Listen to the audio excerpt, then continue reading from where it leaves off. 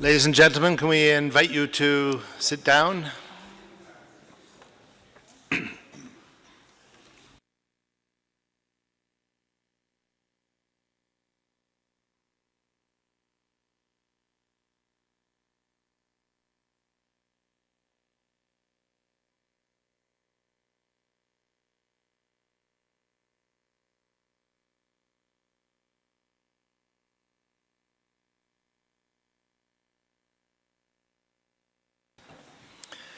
Well, good afternoon, ladies and gentlemen, and welcome to this panel on how, addressing the question, how can multi-stakeholder partnerships strengthen and complement government implementation of the environmental dimension of the 2030 Agenda? It's a long, cumbersome title, but I suggest that we focus on one word in there, or two, multi-stakeholder partnerships. Now, anybody who's worked in the international field is familiar with the term partnership. It crops up everywhere. It's what we all promise to do. So what we all promise to work for much more diligently in the future. It's what we all announce is necessary if we're going to reach our objectives. And yet it tends to remain at a fairly vague level. Bilateral partnerships, specific partnerships around a very particular project or goal.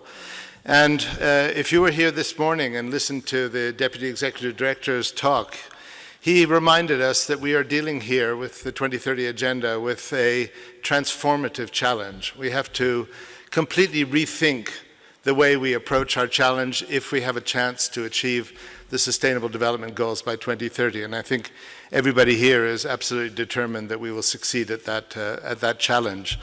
And so I would like to invite us all to think about the types of partnerships that are going to be necessary to deliver on the 2030 Agenda. This is not how two groups can work together. This is how can we harness and organize the extraordinary talent and experience that lies out there around the world at every level, from local to global, in every sector, to the task of advancing the Sustainable Development Goals and achieving the agenda by 2030.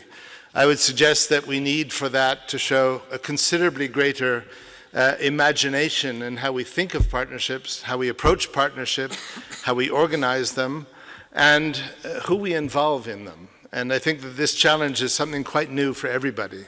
Now, let me immediately say that within the intergovernmental world, I think UNEP has done a better job at being open to partnerships and in organizing a variety of different partnerships than any other UN agency that I can think of. The environment as a cross-sectoral, as a transversal topic, lends itself, of course, to partnerships. UNEP can't pretend to cover the entire waterfront, and therefore it's built a culture of working with others to achieve its program at its ends. But at the same time, anybody who knows the UN and knows the UNEP partnerships knows that they remain fairly rigid. They remain fairly classical. They are not reaching the sort of potential that lies in partnership. We need to open partnership, the notion of partnership, to a far wider range of players.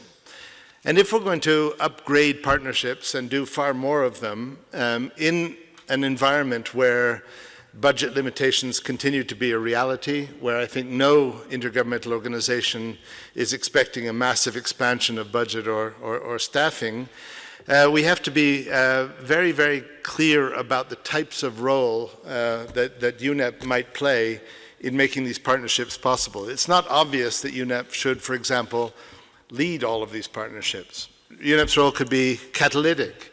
It could be normative, it could be leadership-based, it could be operational. I think we need to think of partnerships in a whole different way. I would also suggest that to take full advantage of the potential of UNEA as a global environmental forum, that we should also think what role UNEA can play in identifying partnerships, in being a forum for the identification of partnerships, for the formation of partnerships, for their review, for their evaluation, drawing the lessons from partnership examples and making them available to the wider community addressing the challenge of the SDGs. So we should think not only in terms of what UNEP can best do, how it can best deploy its relatively limited resources, but also what what role UNEA can play as a forum for creating partnerships and for learning the lessons from them and making them available to the wider community. And UNEA 2, we are still in the early days of this forum. UNEA 1, for those of us who are here, was very much a sort of organizational session, figuring out what is this new beast that was created at Rio Plus 20 and how can we best use it? And is it actually true that this is a forum for all of us, or is it a forum for governments a little bit more open to the wider community than the previous one was? And I think that the notion is growing that UNEA intends to be a very open and inclusive forum, a forum where people can bring their concerns, bring their ideas, interact with others in the community in a way that goes beyond the traditional regulatory government-based role that the UNEP Governing Council always played and that UNEA 1 was trying to figure out. So I think we are in a very interesting time. We're in a time when we can be creative. We're in a time when we can be inventive. We're in a time where we can experiment and innovate. And I think there's no better topic around which to try to do that than partnerships, because without successful partnerships, it is very unlikely that we will rise to the challenge presented by the 2030 Agenda and achieve the transformative impact that Ibrahim Thiaw invited us to work for this morning in his opening session. We have a very good panel here today, and I will not introduce all of them at one go. I'll introduce each of them as I give them the floor. I've asked them to give their perspective on the challenge that I just laid out, but also to draw on their own experience to give examples of the sorts of things that might work, that have worked, that could be scaled up and brought more into the mainstream as we try and ensure that the 2030 Agenda advances in full recognition of the importance of the environment as a cross-cutting and integrative theme within that. The first panelist then is Wardarina. She's from the Asia-Pacific Forum on Women, Law and Development and the regional representative for Asia-Pacific to UNEP Regional Office in Thailand. Okay. Rina, please. All right. Thank you so much, Mark. So I'm given 8 minutes to present my presentation. I'm talking about the multi-stakeholder partnerships here. So if we heard the word partnership or partnerships, it's actually evolved through time in the discussion within the intergovernmental process in the UN. What I want to focus more is on the partnership that have influenced development in the past decades and the transformation to multi-stakeholder partnerships and the kind of partnership we hope to see in this transformed world, coming from our perspective, from the women constituency too. So when government drafted the UDHR, they came together and guaranteed a range of rights, and they collectively found all people had the right to expect. That represented a global partnership of solidarity and responsibility. But instead, a different kind of partnership has emerged over the past several decades, which is a partnership of wealth. The partnership has ensured that a steady, cheap flow of human beings would be available to produce cheap materials for consumption. The partnership has ensured that the world's resources would be accessible and dangerously extracted to the world's wealthy. This partnership has ensured that the Earth's resources could continue being used even when we are experiencing climate disaster, when the indigenous peoples, farmers, small landholders displaced from their land and homes, and among them, women are the ones who suffer the most. So the partnership has widened the inequalities between countries, between rich and poor, and between men and women. When we, civil society, start our advocacy on the post-2015 development agenda, it is very clear for us. Most of us think that this is definitely the kind of partnership that we want to challenge and that we want to change. Now, in the context of the post-2015 development process, we have seen the powerful rise of the multi-stakeholder partnerships paradigm. In 2030 Agenda, it is referred to in the Goal 17 within Target 17.1 and 17.2. I'm not going to read what is it. in the interest of time. Also, in the resolution in UNEP, in the UNEA resolution that we're going to discuss, in the resolution of the roles of UNEP in delivering on the environmental dimension of the 2030 Agenda for Sustainable Development, they have a dedicated section on multi-stakeholder partnerships that requests UNEP to initiate new MSP and strengthen existing one, including with private sector, civil society, and other stakeholders. Please note that the original text only mentioned the private sector, but several member states added civil society and other relevant stakeholders later on. Other para in the section also talk about further request UNEP to continue to consult within UNEP mandate with the IFI and the private finance, building on the report of the UNEP inquiry on the issues of the intersection of finance and environment in support of the achievement of the 2030 Agenda for Sustainable Development. Our major concern here that even civil society are part of the multi-stakeholder. References in the text usually leaves us behind and gives primacy role on the role of the private sector to mobilize resources. There is virtually nothing with regard to accountability, oversight, and governance over the said partnerships. The question is now whether this kind of partnerships, without strong accountability mechanism, able to challenge the issue of partnership of wealth, or even cementing it. That's the question. So some of the civil society actually have a critical voice and a critical opinion about multi-stakeholder partnerships in general. Some of the key concern is actually this, like first, both in the post-2015 agenda process and FFD process, we have seen a retrogression of the state's responsibility and the push toward the private sectors.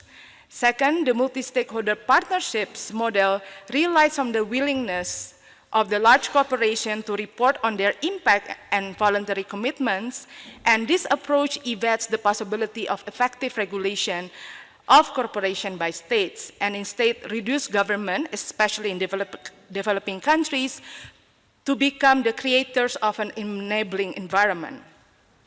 The other issues that I want to raise is actually armed by the investor-state dispute settlement, or ISDS, which is very much apparent now in the trade agreements, also in the investment treaties.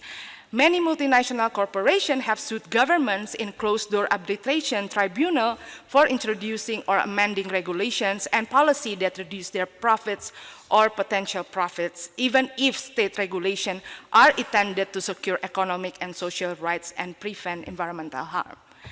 Some recommendation for way forward, how to make it work. We believe multi-stakeholder partnership can work, but how? First, I think that in the context of UNEP, UNEP should recognize that partnerships should recognize and address the notion of power and based by mutual respect and solidarity.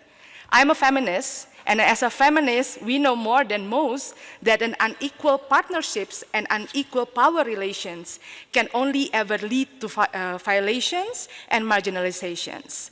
Partnerships should recognize that leaving no one behind, like the theme of the HLPF this year, must recognize that exclusion or have some people left behind is actually a result of deliberate policies, practices, and decisions designed to enrich and empower a few at the expense of the other. Genuine partnerships should recognize different power, resources, and opportunities within and among stakeholders, and prioritizing those who are being left farther first. UN or UNEP must ensure that multi-stakeholder partnership should be rooted in the international human rights framework and existing obligation and all the three dimensions of the sustainable development, economic, social, and environment. The central objective of the framework will be to ensure accountability and ex-ante assessment of partnership. For this, there will be a clear criteria applied ex-ante to determine whether a specific, for instance, a specific private sector actor is a fit for partnership in pursuit of the post-2015 goals. United Nations member states will be at the helm of formulating the framework, including the criteria, the oversight, and monitoring process based on the due diligence, reporting, and independent third-party evaluation.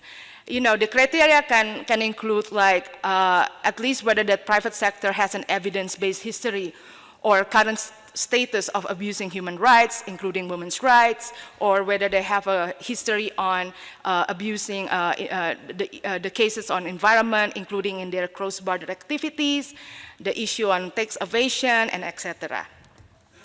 The incorporation of partnership in UNED 2 must address the legal power of private investors and corporations in investor-state dispute settlement mechanism under trade and investment treaties. This is really important for UNEA to really take serious matter on these issues. And then go back to the engagement of the people. The partnership should recommit to put people at the center, deliver on the promise of participatory democracy, and support the most important ingredient of sustainable development. They need to support a local, powerful social movements, not only civil society that is here, but also movement advancing development justice. So we have like several good practices that I'm not going to elaborate here, but the one important last para is the notion of special temporary measures is something that we hope to see in any partnerships. Those with less power in terms of political, economical, social should be prioritized. We hope that we can see similar resolution in a UNEA to shift that power and give up historically powerful position by dissolving the existing partnership of wealth. Thank you so much.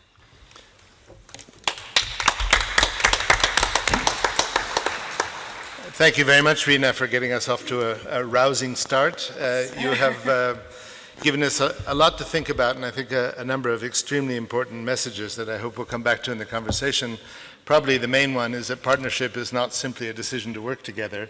It requires a clear assessment of what the different parties bring to a partnership, what the purpose is, and what kind of accountability structure is built around it. You've also suggested a role for UNEP as possibly a certifier or verifier of partnerships, which I think is very interesting. And you've reminded us also that some of the partnerships we need for the 2030 agenda are more of the disruptive kind than the cooperative kind, and I think that's an interesting notion. So with that, I'll turn to our second speaker, Herman Sips from the EU DG Environment, leading the EU delegation to UNEA, and a senior official in the Dutch Ministry of Environment and various other things. Herman, please. Thanks, Mark, and good afternoon to all of you. I'm very delighted to be on this panel because I think it's good to have a dialogue on this very important issue. At the same time, I thought I'd hope not to be on a panel like this in next year because I think we feel that in a way partnerships is something we need to start to do and not discuss from a panel what it is, what it should be. I think we should make them happen. In very many ways, I think we should sort of probably like to see a probably overwhelming sort of number of partnerships whenever we meet at a next UNEA. I think, and even to me, I think the next UNEA should be called UNEA with a double A, which is the United Nations Environment Action Agenda then.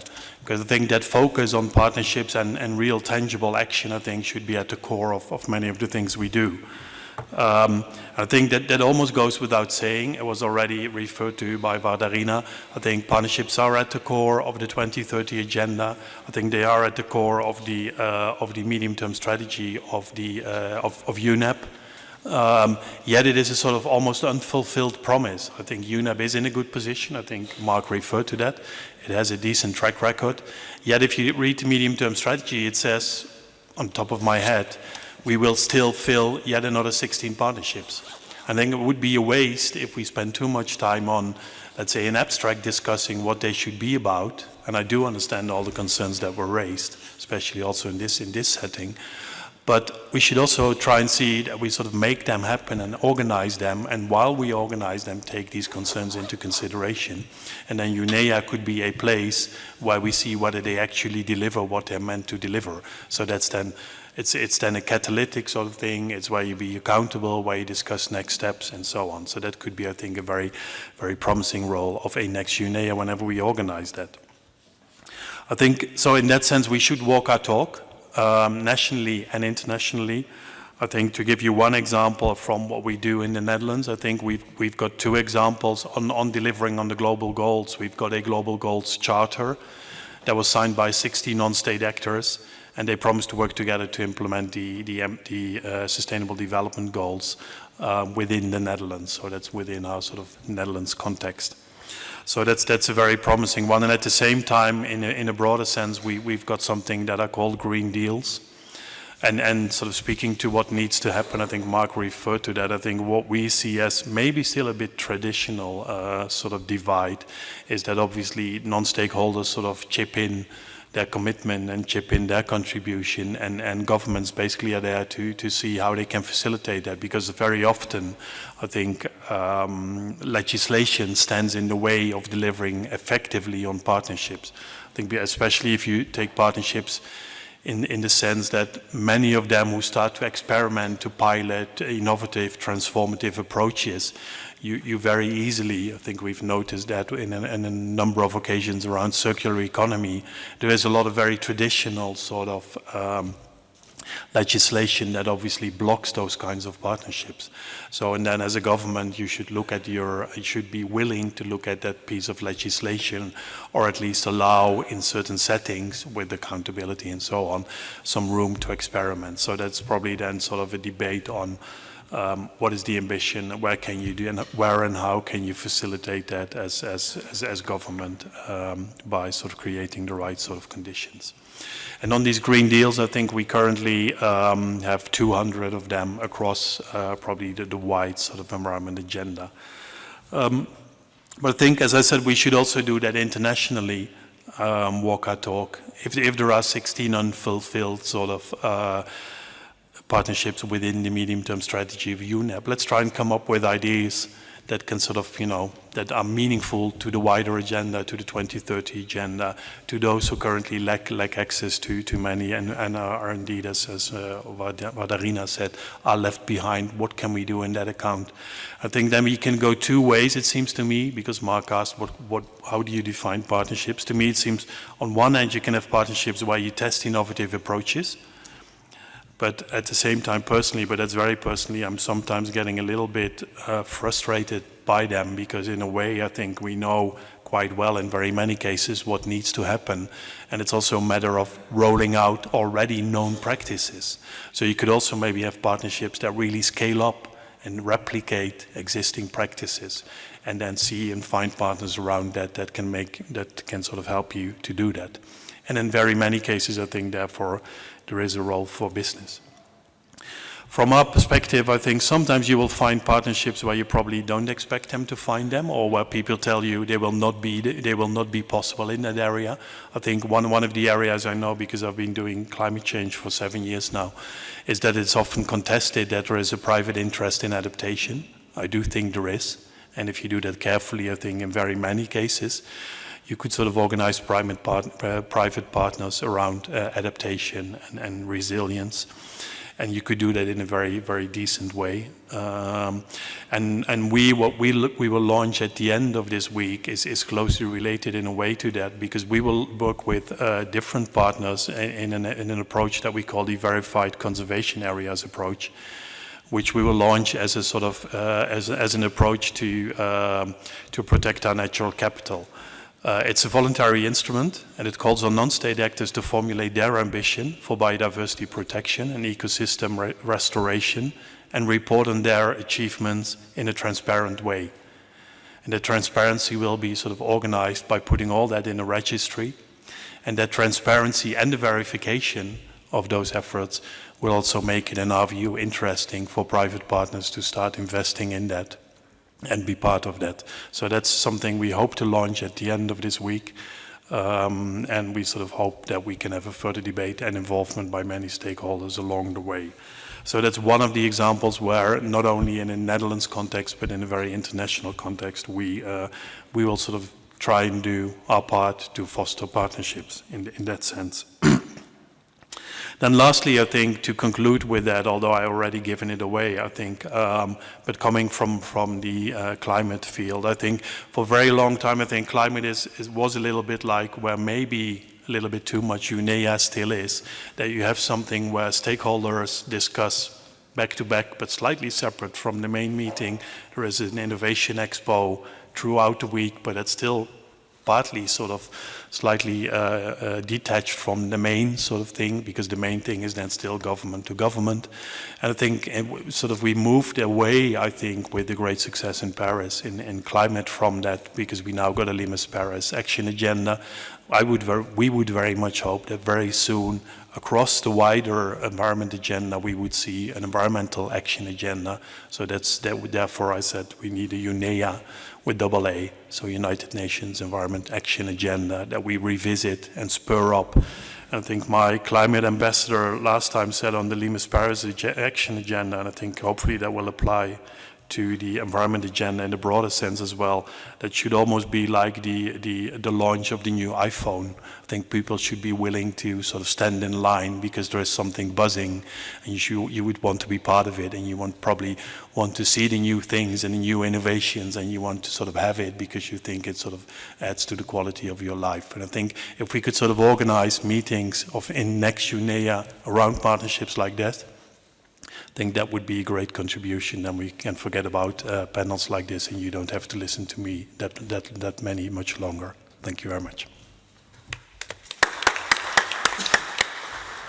Thank you, Herman. First of all, it's a pleasure listening to you always, and we appreciate your ideas. I particularly like your message that we shouldn't sit around and discuss the intellectual aspects of partnerships for years on end, but that we should actually just get out and get on with it. Another very important message I think you gave us is that there are obstacles to partnerships. There's a natural inclination to work in partnership, but it isn't always easy because there are obstacles out there. And so instead of just trying to form new partnerships, address the reasons why they are the bigger feature of our work at present. I think that's very valuable advice. I would simply say that we should be thinking a great deal more broadly, and I'm sure you intend this as well, than just partnerships between civil society and the private sector. There are many stakeholders out there, each of which has a role to play, and there are many scales of action from the local level to the global, and we need partnerships around all of those. I'm sure you wouldn't disagree with that statement. So the third speaker is Stella Simiu from CropLife International. Stella has kindly stepped in at the last minute when her colleague was not allowed to board a flight. So we appreciate it, Stella, and I'm afraid I can't introduce you any more than that because that's all the information I was given, but please.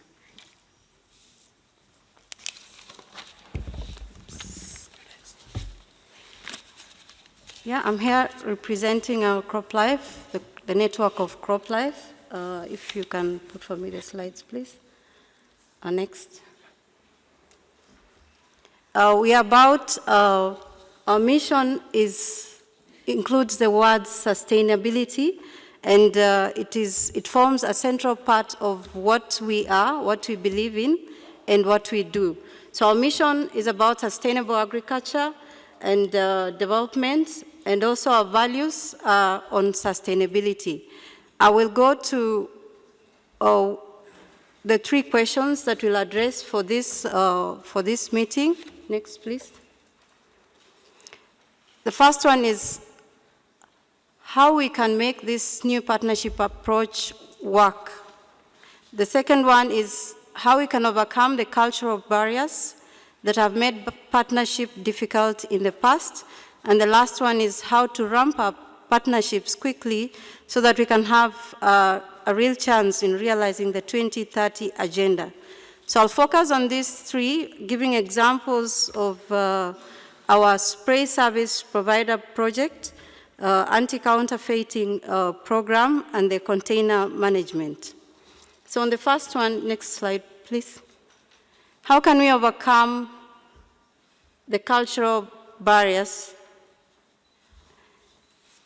that have made partnerships difficult in the past? The biggest cultural barrier to effective partnerships with the private sector is the notion that profit is a conflict of interest and disqualifies the private sector from even having a voice in a development role. While many put forward this argument on a consistent basis, we have also had this view expressed by some member states and even in the previous discussions. It is an extremely misguided view and demonstrates a lack of understanding of what motivates private sectors. First and foremost, the private sector consists of individuals who want the best for their communities and the world, and who are active individuals on a local, national, and global level. What motivates them as individuals also guides the ethical market share. Doing good is the bottom line. And how then do we try to overcome these cultural barriers in various of our projects?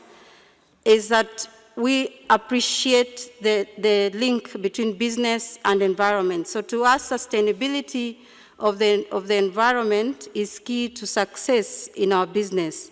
So for the responsible use project, in which we also promote integrated pest management, there is a program called Spray Service Provider Program being implemented in 8 countries in Africa, Ivory Coast, Ghana, Nigeria, Kenya, Uganda, Ethiopia, Malawi, Zambia. And here we partner with various partners at the national level, at the sub-regional levels, and the international levels. And some of our partners include USAID, WCF, SNV, the Growers, World Cocoa Foundation, just to name a few. And in this, we believe in team approach, and that takes us to one of the other questions. How can we make this new partnership work, the team approach? The private sector has vast experience in partnering with governments and other institutions. We have found a team-based approach to partnerships is effective and better than putting one partner in charge of directing the efforts of other partners. As the word partnership implies, it is an effort of equals. So in these projects, we use this as one of the blueprint in implementing activities. And I like this cliche that just do it. The third question. Yeah, I've spoken about how we create partnerships for our SSP project. And we look at proactive targeting. What are the common objectives among our partners? That is part of our criteria. What are the strengths that each partner brings? And the key word that one of our presenters are given is confidence and respect.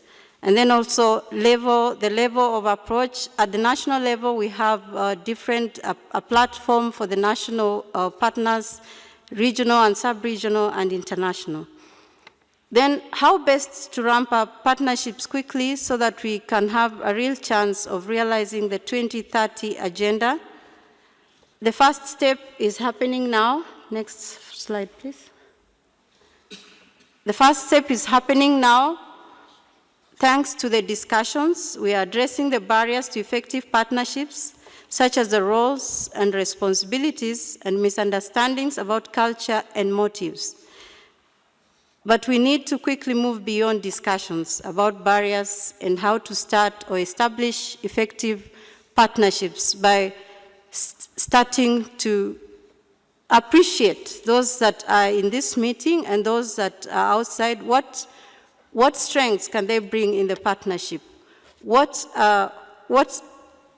long as our goals are agreed upon, as long as we are focusing on the sustainable agenda for the environment, I think we need to prioritize the issues step by step and have the linkage between the national, the local actors, the regional and sub-regional, and the international.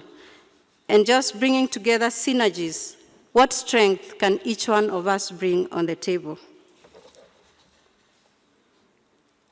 So to finish, our focus is on satisfying needs of the present populations without compromising those for future generations. So what can we say therefore? The team approach is one proposal that has worked for us, and we put that on the table. Appreciation of synergies by all the respect and providing, giving a platform for all synergies to be tapped, both at national and multi-regional platforms.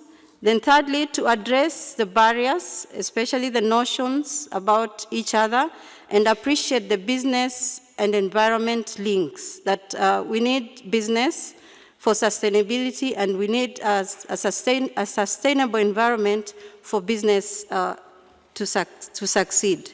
So we use this also in our anti-counterfeiting program, where we work with FAO, we work with Interpol, we work with trade associations, we work with the World Customs Organization and governments, Ministry of Environment, Ministry of Agriculture, and also on the container management program, we work with Ministry of Environment, FAO, Ministry of Agriculture, industry, local associations, grower groups. And here our values, again, sustainability, which is about working together with others to achieve a proper balance between all dimensions of sustainable development and promote an ethical and viable business environment. Thank you.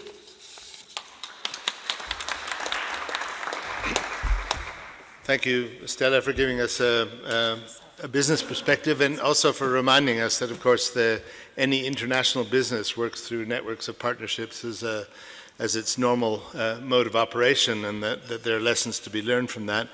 Also reminding us of one of the fundamental principles of successful partnerships, which is that the different parties have to have a common purpose and a common set of values, but also add value through their participation in the partnership and receive value as a result of the partnership. So that's a very good sort of basic watchword. So you've now heard from the left wing, so to speak, from my perspective, and we now turn to the other side. And as a first speaker, we have Susan Brown from the WWF International. Susan is the Director of Global and Regional Policy there, and an experienced advocate.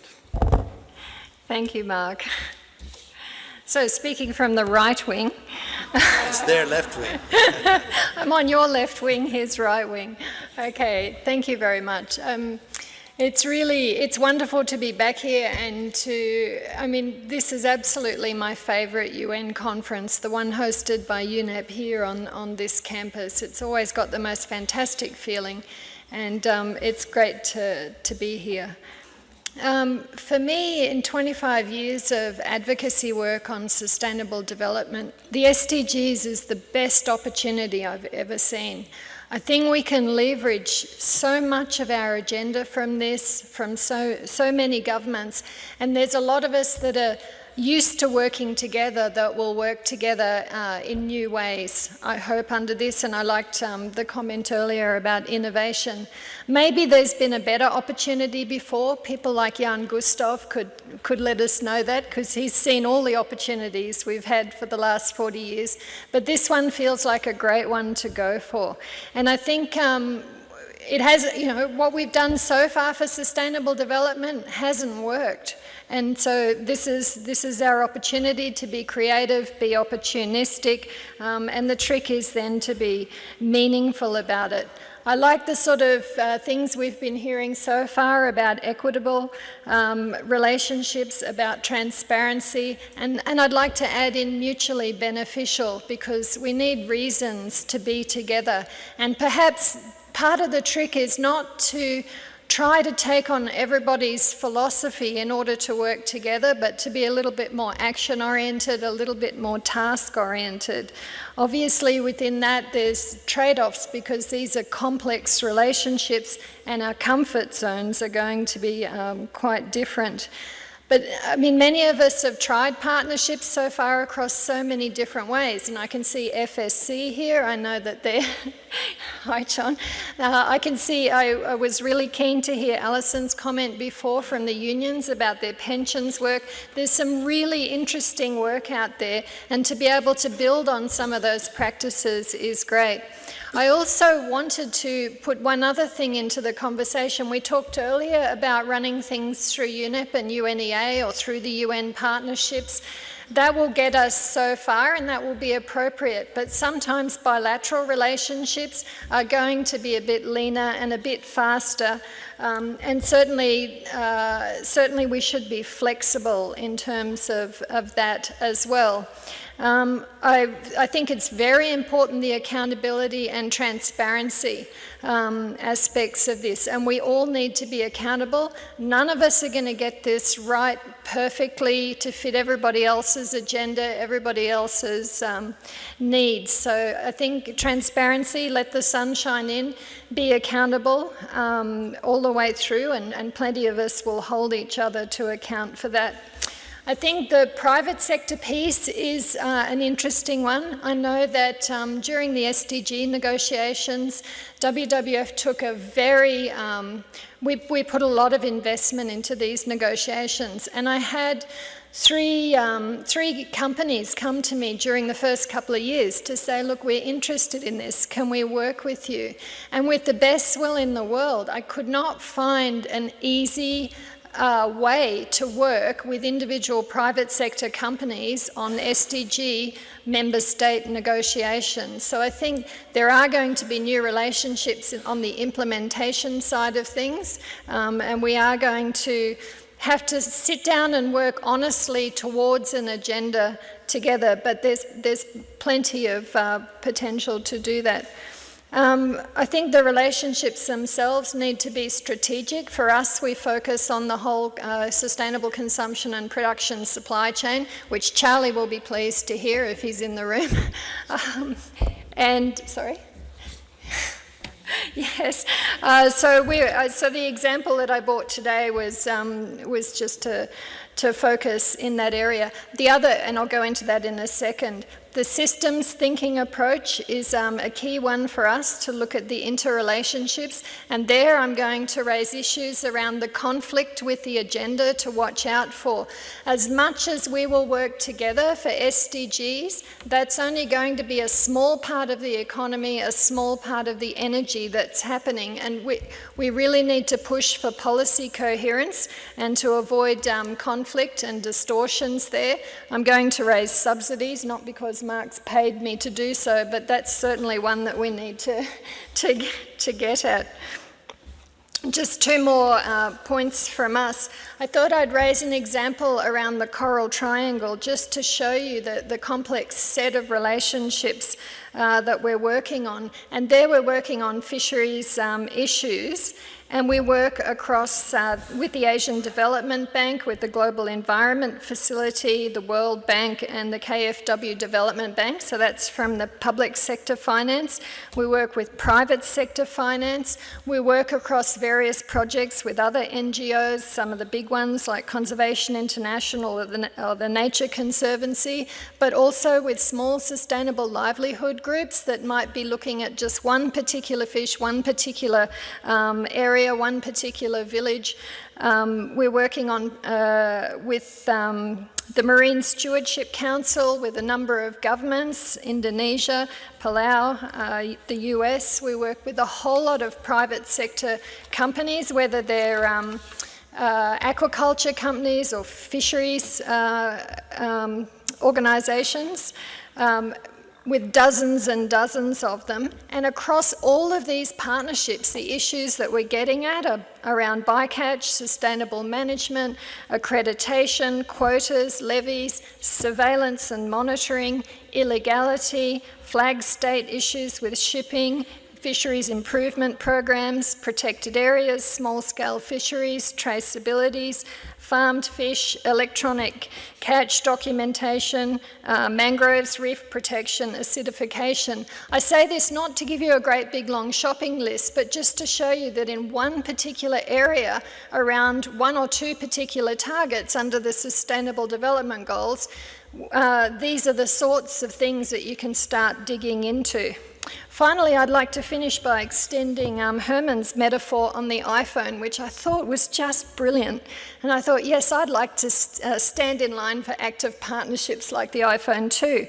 But I'm afraid that I'd never get to use the full functionality. I need to think about frequent updates, and too quickly we run out of memory on these things. Thank you.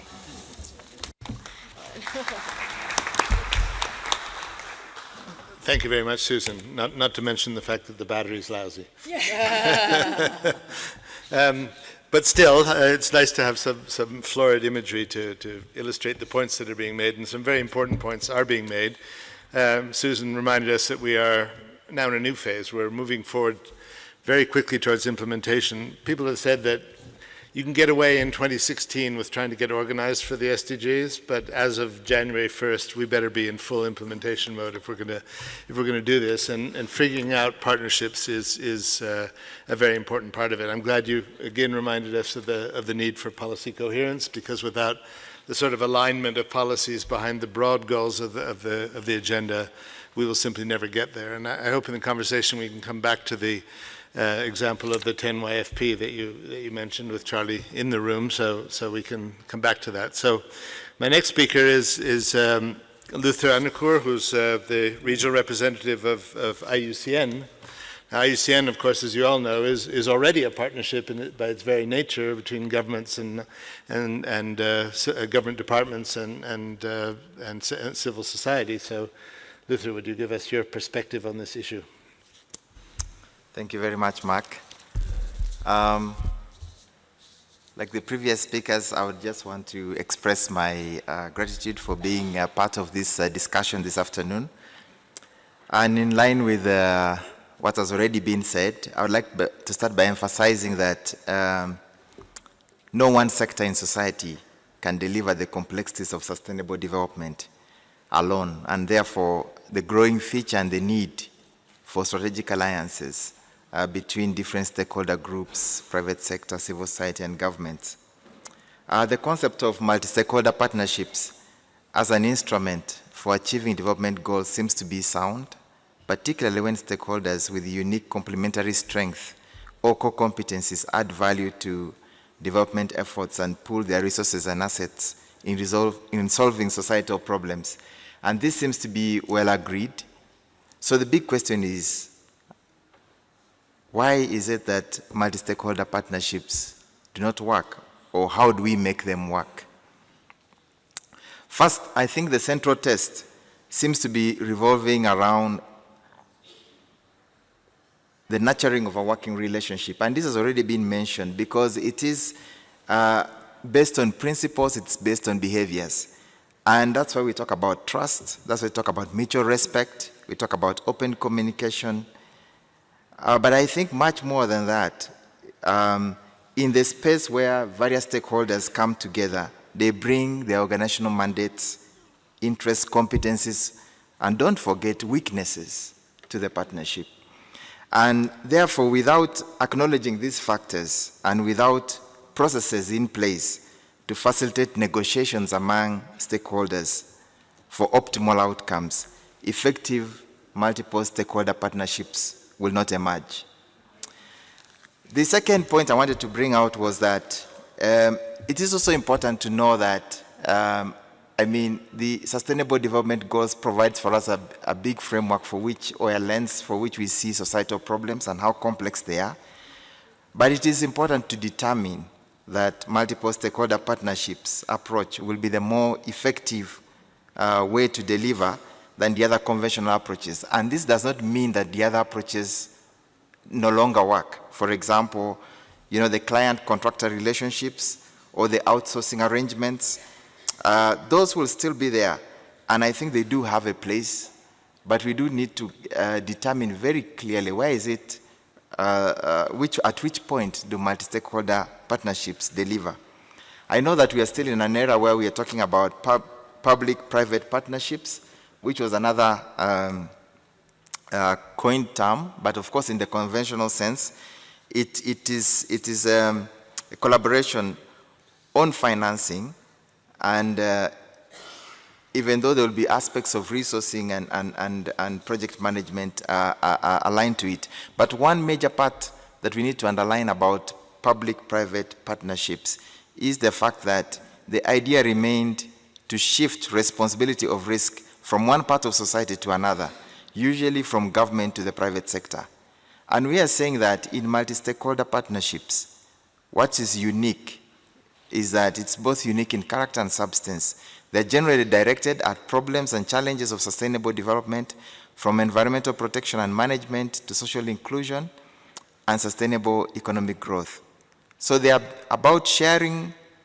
They are not just about shifting risks, but they're about sharing risks and finding innovative ways to pool resources and talents based on each party's core strength, and designed and maintained over time in such a way as to deliver mutual benefits for all collaborating parties.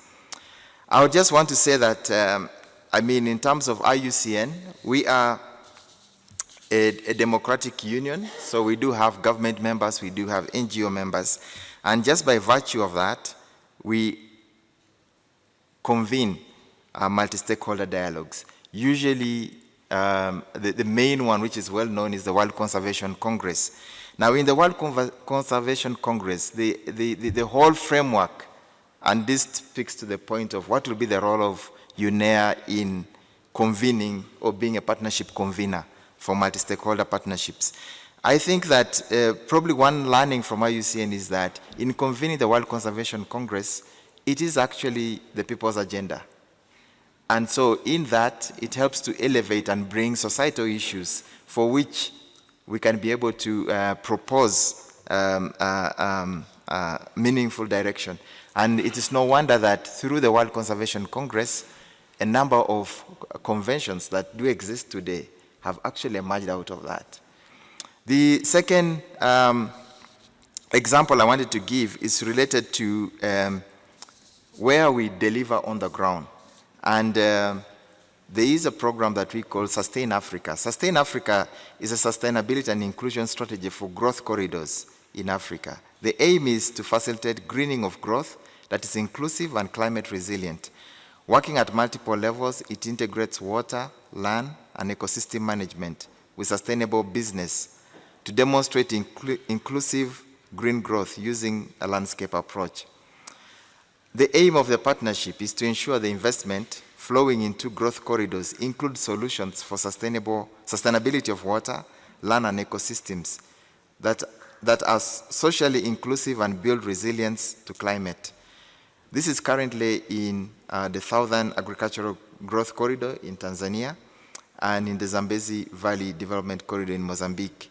And of course, it would have government partners, private sector, civil society, all working together.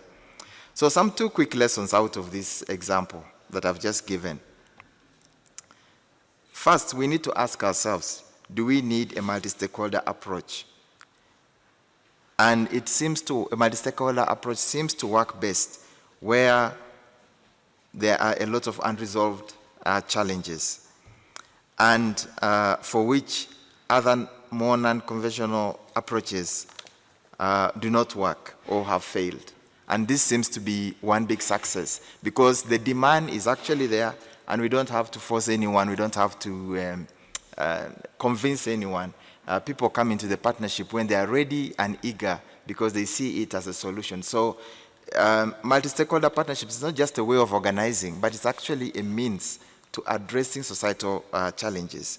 The second one, learning out of it is that, again, for it to really work, it cannot just work in isolation without being based on the principles, the very principles that we talked about of having a shared vision, having clear commitments, transparency, and all of this are not just by signing on a piece of paper. These are processes that require consensus building.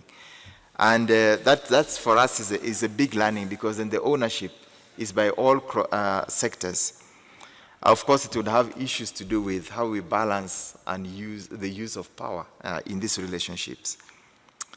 So having said that, and the fact that we are in UNEA, what would be the role of UNEP in this whole discussion about multi-stakeholder partnerships. I would want to propose a few of them. One of them is that definitely, and as in line with the previous speakers, as a partnership convener, I see that UNEP can take advantage of the current UNEA, but probably there would be need, if really it has got to be a multi-stakeholder partnership forum or for dialogue, there would be need in the constructing of the agenda to include multi-stakeholders. Otherwise, it just becomes a collection of, I mean, just like any other global conference or meeting. The second aspect is in being a partnership broker. And in that, I see UNEP well positioned to take leadership, especially connecting around some topical issues for which currently no one is leading, and yet therefore, they fall within the sector of environment. And I would say that in this particular regard, you would find there are many examples, but I can just mention one, and which requires a certain form of coordination. Illegal wildlife trade. I mean, we would see big actors in it, but I can also tell you that there's lack of leadership. And that's just one example, but there would be so many others. The other part, the other proposal is definitely a partnership creator. And here I see UNEP being a facilitator and bringing together and connecting key actors. And again here, it would not be general, but through just a few priority chosen areas. Thank you very much. Thank you, Luther, and thank you particularly for bringing us to some very practical suggestions of where we might go from here. I fully agree with your remark that multi-stakeholder partnerships work best where conventional approaches have disappointed, and that there is a lot to be gained from what we used to call unconventional alliances, because you bring different perspective and there's an opportunity for mutual learning. So we'll note your suggestions. In view of time, I'll go very quickly to the next and final speaker, Salina Sanu from the Agency for Cooperation Research and Development, to please give us your view. Okay, thank you, Mark.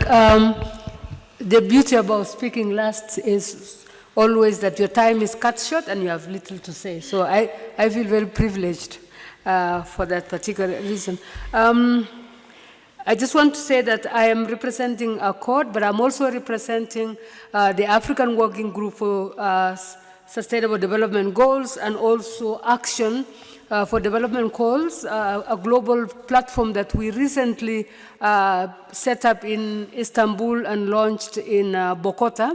And it's exactly for those reasons, because we felt as civil society we needed strong platforms, strong coalitions if we have to come to the negotiating table with other multi-stakeholders on the Agenda 2030. So that is how we work, right from national level to the African Working Group that works at the continental level, and then you have this global platform that we work with. I am a community person. I'm very passionate about communities, so I'm probably different from the panelists that have spoken before me, because I feel, as my colleague from Asia said, civil society organizations are always left out in the negotiations. I feel that communities are the biggest group that are left out in these negotiations, and I really want to zero in that angle and emphasize on that, because global blueprints is about them. It's not about us. And as Mark asked earlier on, is this forum, for example, a forum for all of us? And how can we make it even more inclusive? That's what I'm saying. I think we're speaking to ourselves. We need to bring other stakeholders that really the Agenda 2030 is impacting on their lives if we are supposed to bring about transformational change. Now, that said, I agree with all the panelists that, it's crucial to have these multi-stakeholder partnerships. But of course, they are very complex. Even a partnership of 2 people is equally complex, leave alone a partnership of so many stakeholders wanting the same thing, wanting the same cake. So for this to work for me, I will reiterate what the others have said, is that it has to be a partnership of active participation, it has to be inclusive, it has to be built around trust, it has to be transparent so that we know what others are doing, and most of all, roles and responsibilities have to be very, very defined. I agree with Stella that, you know, the private sector, corporates do contribute a lot in terms of creating wealth, as we're told, and creating jobs. But I'm also a little bit concerned, and most of my colleagues in the CSO fraternity are also very concerned, that the private sector seems to be encroaching into policy space. Now, roles have to be defined for us to be able to know who is doing what and where should we play our role the most.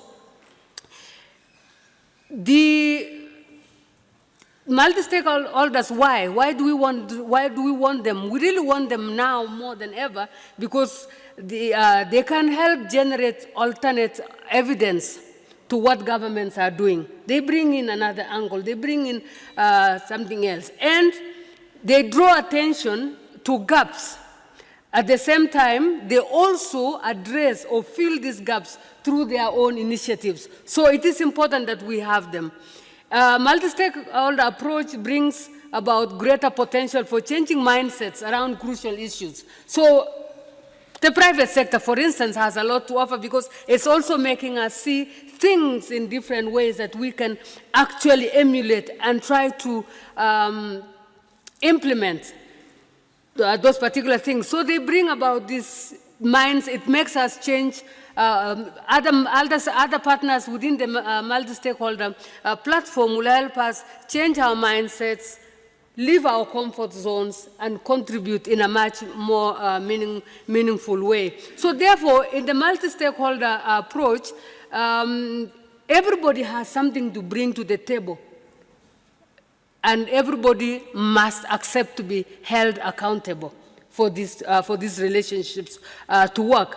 But for me, as I said earlier on, being a community person who works much at the community level, I feel that the biggest multi-stakeholder are the communities, but yet we are the others. On the other side, we treat them as clients, and yet they are not clients. They have a lot to offer. They should be treated as stakeholders and equal partners in this conversation. And I have been accused severally. We in Accord, in partnership with WWF, during the post-2015 agenda process, we decided we wanted, although this particular process has been hailed as the most inclusive, the most consultative, we felt that it was not. And we wanted to talk to communities to ask them what were their views, what would they like to see in the new framework.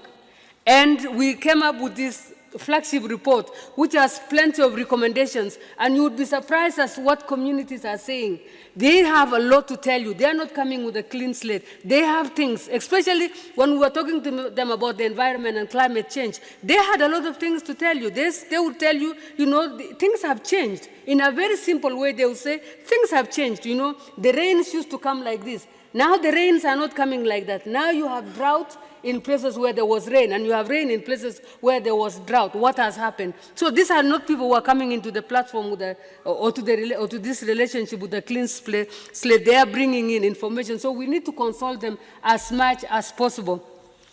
Going forward, I would recommend that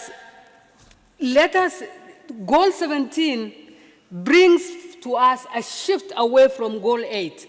Goal 8 reduced the world into the aiders, the global north, and the aided. That was us, the global south. That particular call was actually summarized into that.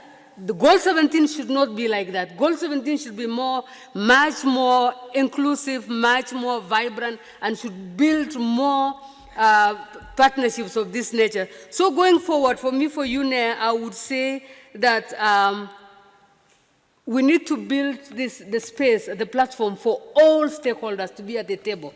So please expand the partnerships to include even the non-traditional ones. And I think our colleague from the Dutch government has told us you can find partnerships even in places where you were not thinking. They are there. So let us expand this a little more to include those types of partners that we have not been able to bring them into this work. Policy coherence, I think it's very important, as somebody talked about that. Policy coherence should not just be policy at global levels or those levels. It has to be very, very coherent up to the grassroots, whereby you have the grassroots contributing to policy at national, regional, and also at the global level. And I think those are the two things that I really wanted to recommend to you, Nair, that you really expand this platform to include everybody, and that we shouldn't really reduce the partnership into those that are weak and unable to do it, and those that are strong. Those, because as our colleague from Asia said, power imbalances, they play out, and they play out a lot for me at the community level, and those are the weakest to play, especially women who are found within those spaces. Thank you very much. Thank you very much, Selina, for bringing us a couple of extremely important messages. One is, of course, that the test of everything we're doing is how it plays out on the ground, how it arrives at the community level, how it affects the lives of people. And the second is that we need to take a very, very open approach, a very open, inclusive approach. We need to think of social entrepreneurship. We need to think of open source decision-making. We need to try something new, because we have in front of us a transformative agenda, not an extension of the classical agenda we've been struggling with over the past few decades. So with that, I will throw it open to the floor for questions and comments, and here are the ground rules. First of all, please identify yourselves. Secondly, please formulate a question or comment, and please make it brief. Jan Gustav. Thank you very much, Mark, for giving me the floor. My name is Jan Gustav Strandenes. I work with Stakeholder Forum in London, and I have a key question to all the panelists who have shown me, at least, much wisdom and much knowledge, and that is very hopeful. The oldest partnership registered is the Canal de Bréart in France in 1642. The biggest one is Franklin Roosevelt's New Deal. Kofi Annan introduced partnerships to the UN in 1997. In 2003, the CSD and the General Assembly adopted the Bali guidelines for the UN. And these are still what should be either amended or used by UNEP, as UNEP is a subsidiary body of ECOSOC and the General Assembly. You have been referring to goal 17 as the key goal. Please read the entire document, because the following chapter after goal 17, which is called partnership, global partnership, has 3 pages on what partnership should be about. And do not ignore that. Partnerships are no longer a north-south dichotomy issue. It is also something that's going to happen if we're following this in the north as well. So, and about 2 weeks ago, I was happily participating in a UNEP meeting in New York about partnerships and UNEP. And a question got to me, how are we going to prevent business to take over partnerships? And I answered, where is civil society in partnership? That's number one. And number two, partnerships, however they are constructed, are 3 conflicting cultures. One is the governments that are regulating. The second one is business that is seeking profit, and the third is people and civil society that is to benefit. And all the panelists have pointed to this conflict. How are we going to solve this conflict? Because it has historical, very bad examples and some very good examples. And I'd love to hear from everybody if we have time. Thank you very much, Jan Gustav. The gentleman in the front row here. Yeah, I just have a comment. My name is Tariq Hassan. I'm the regional representative for West Asia region. Actually, it's easy to find a partnership, but it is very difficult to find the right partnerships. I mean, who is very strong in implementing the project or on implementing the Sustainable Development Goals.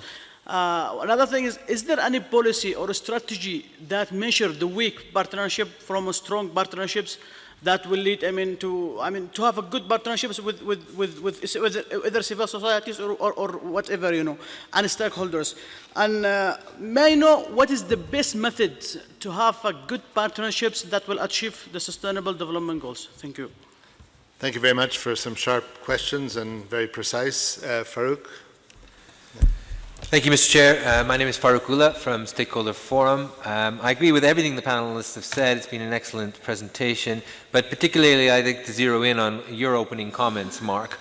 I completely concur with you that partnerships is a concept, a term that we use very fast and loose without a very clear definition or understanding sometimes of what it is. It's a default panacea that the UN often throws around when we don't know exactly how to deliver things. And we have to get better and be more defined with these things. So specifically, I'd like to offer up a suggestion and hear back from the panelists whether they know of any something similar approaches that we can do to this.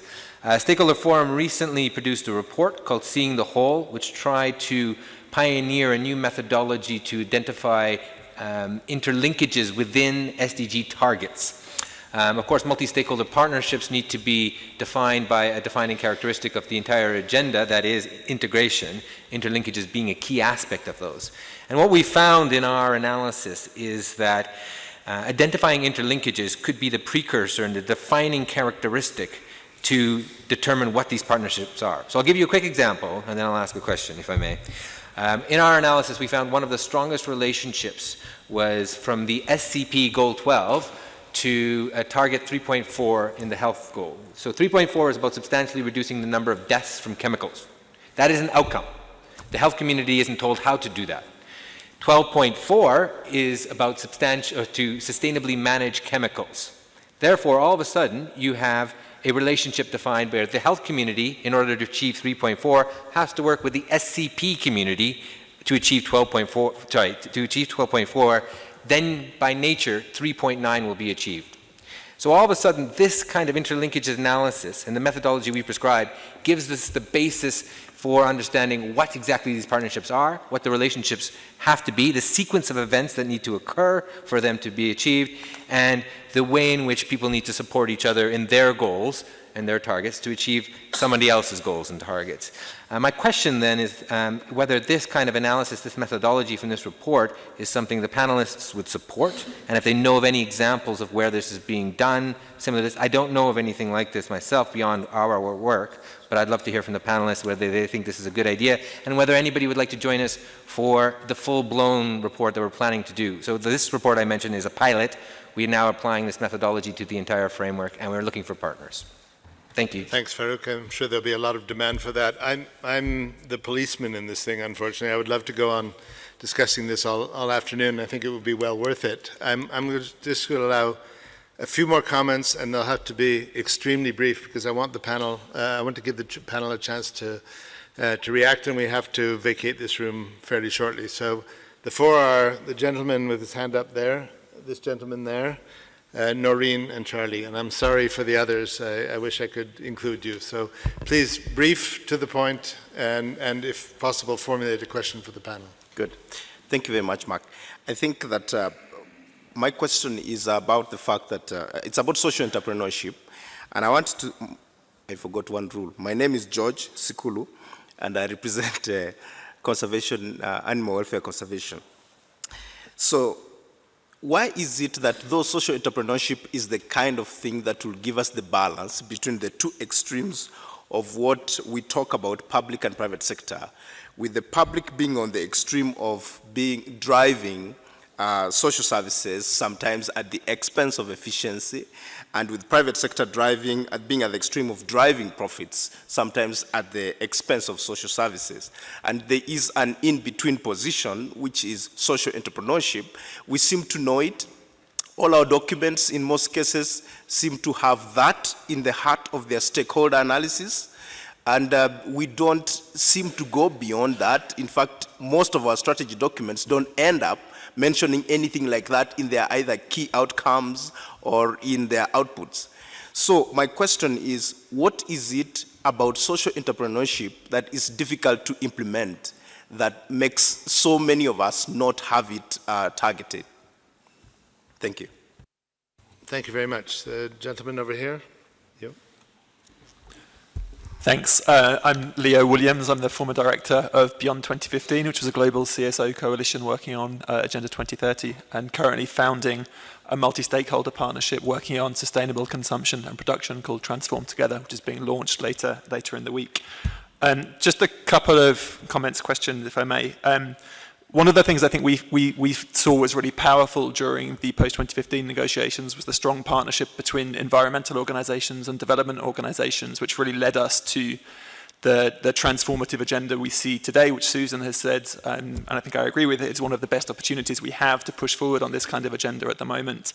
So I think one of the worries that we saw was losing a partnership like Beyond 2015, which had a really strong environment and development kind of the two sides, if you like, coming together in a really strong way. So just one comment, I think, it's really important for us to try and preserve that way of working together and preserve that partnership. And I think we need to really build on and incorporate the spirit of the Sustainable Development Goals. During the last few years of the negotiations, we felt that we really saw a partnership, if you like, between government and large sectors of civil society really working together on the negotiations in a way that hadn't really been seen before.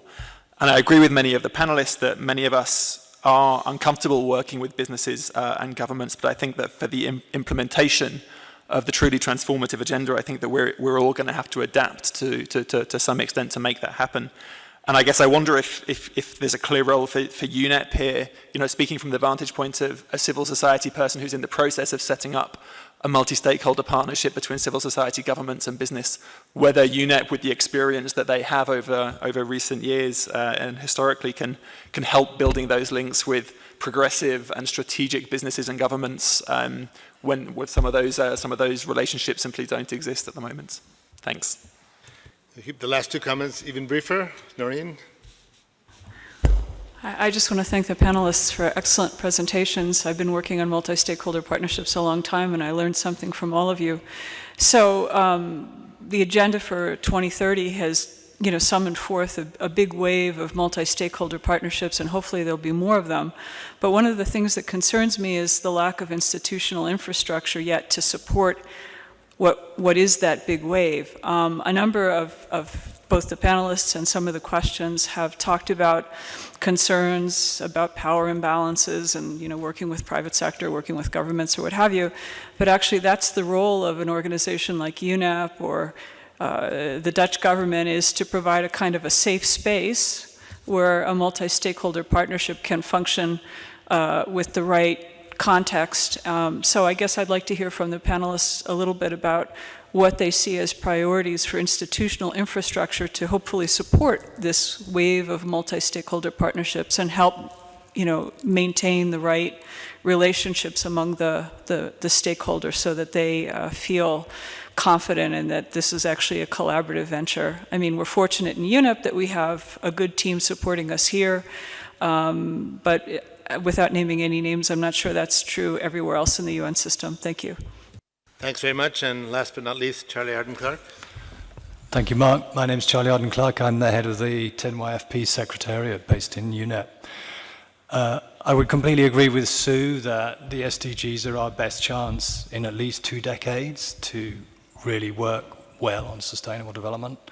That was a view shared by senior officials in the Division on Sustainable Development in DESA. One of those people said to me, this is the best text that the UN has prepared on sustainable development for the last 20 years. And we really have to seize that. Partnerships are the key to it. Leo's point about environment and development, NGOs working together, is absolutely crucial. I've been working in this field for 25 years, and I think the NGO community is quite split at the moment between environment and development. It's become very polarized. And that means that the NGO community will be marginalized. If you don't speak with one voice, the governments will ignore you. Final point is on partnership, and it's only 2 references. There's 2 documents that I've read in the last couple of years which changed the way we work on the 10YFP. One was a document called Collective Impact, which was written by 2 Americans, John Kania and Mark Kramer. And it appeared in the Stanford Social Innovation Review in the winter edition 2011. And it talked in 6 pages about how to construct multi-stakeholder partnerships, basically between NGOs, but also with local authorities, governments and business. It is an extraordinarily compelling document, and it gives you a 5-point plan, which we're using now to make multi-stakeholder partnerships work. And the other document was a DESA working paper written by a guy called David LeBlanc, Working Paper 141, which is about the SDGs, and it says the SDGs towards integration at last. And it has a diagram of all the SDGs with the one on inequality and the one on SCP in the middle, and it draws interlinkages through the targets which are shared between those different goals. And it's something we're still working with, we're trying to understand, but once again, it's actually a game plan for putting together partnerships between different stakeholders with different interests, but to achieve the shared goals of the SDGs. Thank you, Charlie. We have run out of time. We are past our scheduled time, and there's another panel needing to take our place. So I will ask each of the panelists to give a pithy comment in 1 minute each, and pick up something from what you heard from the floor and react to it, and I will try and give a 1-minute summary then at the end of it. So let me start. Thank you very much. I just want to pick up the issue of where are the CSOs, where is civil society in these stakeholders? I think the colleague over there asked that question. And also, he just alluded to if we don't work together, we'll be marginalized. I don't quite agree. We are there. And we've been there. In the post-2015 agenda process, we were everywhere. And we actually, I believe, we are the ones that tried very hard to ensure that civil society voice and the voices of the marginalized that we were bringing with us came to the spaces. And that's why we are recognizing the fact that Agenda 2030 has been quite inclusive in that particular sense.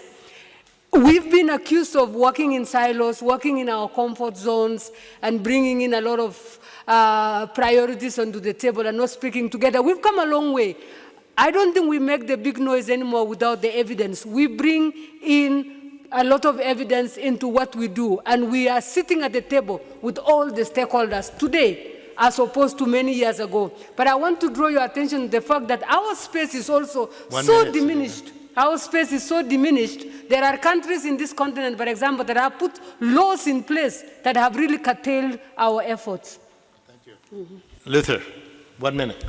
Okay, just one comment or two. On the question of institutional infrastructure, I would want to say that probably the way the SDGs are presented, it poses a big challenge. There may not be an answer to that. But I think what it's pointing to is that we need a profound reorganization of our governance systems to be able to turn SDGs into transformative plan of action. I think that comes out quite clearly. Perfect, and a very important message. Susan. I think there will be competing agendas. There won't be one size fits all. It'll be pick and mix. And recently I was talking with my counterparts in a number of INGOs, and we were each talking about the private sector piece, and we were all grappling with different aspects of it. And what we thought was perhaps we could pick a couple of the leaders, the big ones, and each go at them with our area of speciality, because when we as WWF bring up humanitarian issues, human rights abuses with some corporates we might want to work with, they say, but that's not your area of competency. So we thought, well, perhaps a few of us could get together and gang up on them. Maybe that's a bit scary. Then to end on the metaphor again, I can't resist it with the iPhone, but just to raise it here, maybe it'll be the next generation that gets it better and faster than we do and shows us how to actually make it work. But till then, we better have a good go at it. Herman, see what you started? Stella, quickly, 1 minute. Okay, I want to comment on the balance between government, business, people and civil society. I think we know where we want to go, we know what we want to achieve. The how is therefore to have that an effort of equals is something that will transcend all our activities, and especially the values of transparency, accountability, and respect. And this, I can tie this to the social entrepreneurship. Some people call it social responsibility. it also boils down to the same. Everybody has something to offer.